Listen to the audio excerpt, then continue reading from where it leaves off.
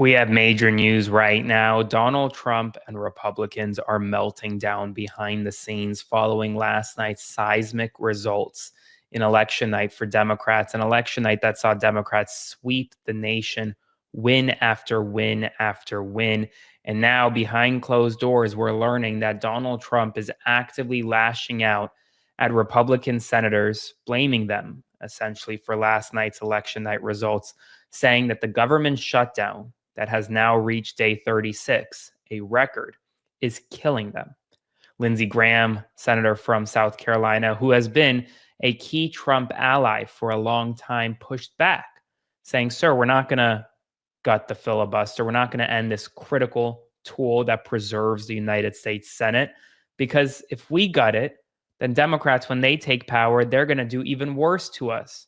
And while Donald Trump said, Lindsey, we could only do so much during reconciliation, and you know that for a fact. He lashed out at folks like Lindsey Graham and others who refuse to nuke the filibuster in an effort to pass Republican policies, in an effort to pass the Trump administration's agenda. And Donald Trump, he is not happy. He is not having it, because he knows that what is happening right now is setting the stage for a major blue wave in 2026, one that could give Democrats the House of Representatives and even potentially the United States Senate. And if Democrats are able to do both, to win both, well, then Donald Trump's term is effectively cut in half. And today, Mike Johnson was speaking about this and was talking about how if Democrats were to take power, they're going to go after the Trump administration with investigations, possible impeachment, trying to end Donald Trump's term in just 2 years' time. I want you to watch this moment. President Trump is on the ballot next fall. Because if we lose the majority, if the Republicans, the common sense people here who are doing the job for the American people, if we lose the majority in the House and this radical element of the Democrat Party were able to take over, we've already seen that movie. They will try to end the Trump administration. He won't have 4 years, he'll have only 2, because they will move to impeach him probably on the first day of the new Congress in January 2027. And they will try to systematically unwind all the important reforms that we've done for the American people. Mike Johnson is clear. He's not messing around. He is sending a warning shot to Republicans on Capitol Hill, because he knows that Democrats are licking their chops to go after the Trump administration, and honestly, justifiably so. There has been a lot about what the Trump administration has done that could violate the law, could violate the United States Constitution. And well, Democrats are gearing up to launch major investigations into Donald Trump for a whole host of issues. And well, if they have the majority in the House and they have the majority in the Senate, then there is nothing stopping them from trying to go after Trump. And it's not just impeachment, because impeachment, remember, while it requires a majority vote in the House, it requires 2/3 in the Senate to convict, which will not happen. Democrats will not have a 2/3 Senate majority. And anyone who tells you that is lying to you. I'm not going to lie to you. But the way Democrats can effectively end Donald Trump's term in just 2 years, well, is by winning just one, either the House or the Senate, because that effectively freezes this administration. This administration will not be able to pass any new policy, any new legislation, effectively ending Donald Trump's presidency. And no matter how much he says he wants to run again, he's not going to, and he can't. It's unconstitutional. And he would have his own words used against him when he once said that he looked into it and it doesn't look good in terms of running for a third term. Now, we are in day 36 of a government shutdown. And after last night's results, Democrats have no reason to cave to Republicans right now. No reason to cave to Republicans, and they're not going to. Latest reporting suggests that Democrats are dug in. They will not cave. They want the Affordable Care Act premium subsidies to be extended, because if they're not extended, and we've already seen Affordable Care Act premiums scheduled to go up, some places up to 175% in 2026. And so Democrats are saying, we need to protect healthcare. And we have the leverage right now, because Donald Trump even himself acknowledges that the government shutdown is killing Republicans. That's why he wants to nuke the filibuster. But we'll see what happens later this week, because just minutes ago, Sean Duffy, the transportation secretary, announced that this week on Friday, if the government is still shut down, then the Department of Transportation will essentially cut air travel in the United States by 10%. I want you to watch this moment.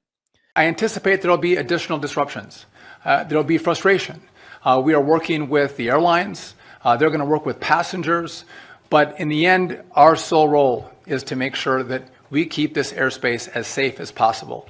The administrator is going to talk about all of the tools we're going to deploy. One of them, though, is going to be that there is going to be a 10% reduction in capacity at 40 of our locations. The administrator is going to tell you that this is data-based. This is not based on what airline travels, has more flights out of what location. This is about where is the pressure and how do we alleviate the pressure. That's a seismic decision if it goes through. He said specifically he'll be targeting 40 airports. The Department of Transportation has not announced which 40 airports the Trump administration will be targeting. But cutting air travel by 10% is really a necessary evil, as air traffic controllers are not showing up to work. And why?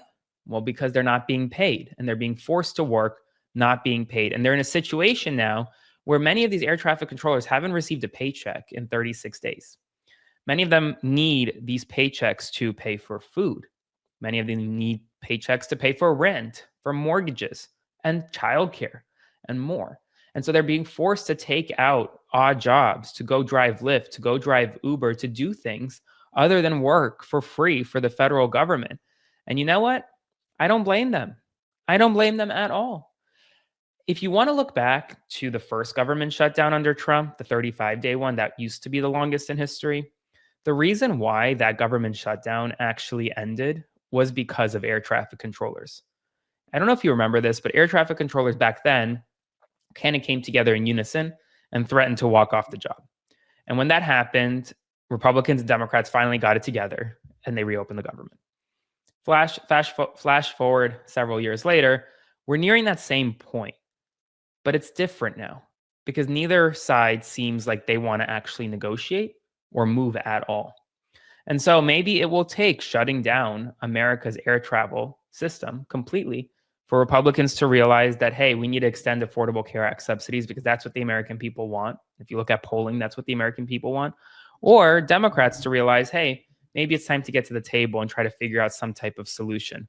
But then again, they've been willing to do that, but the House of Representatives has not been in session since September 19. The House has been out of session the entirety of the government shutdown. And so I don't know how you negotiate with people who essentially don't want to work. So that's where we're at right now. But behind the scenes, folks, Donald Trump and Republicans are nervous. They are melting down. And I will continue to provide you real-time updates every step of the way. Subscribe to support my work, like, comment, and share this video. And I will see you soon with another update. So stay tuned for more to come. And here's the thing, before I actually go. A lot of people last night were telling me, wow, I feel hope for the first time. I see it in your comments. I see it in your messages. I want you to know I read every single one of them. Keep sending me those messages. Keep sending me those comments. I want to read them all. I'll see you soon for more. Stay tuned. Hey folks, Aaron Parnas here. Thank you so much for watching The Parnas Perspective. Please consider subscribing to support our work as we grow this independent news media entity into something that rivals mainstream every single day. Thanks so much, and I'll see you soon.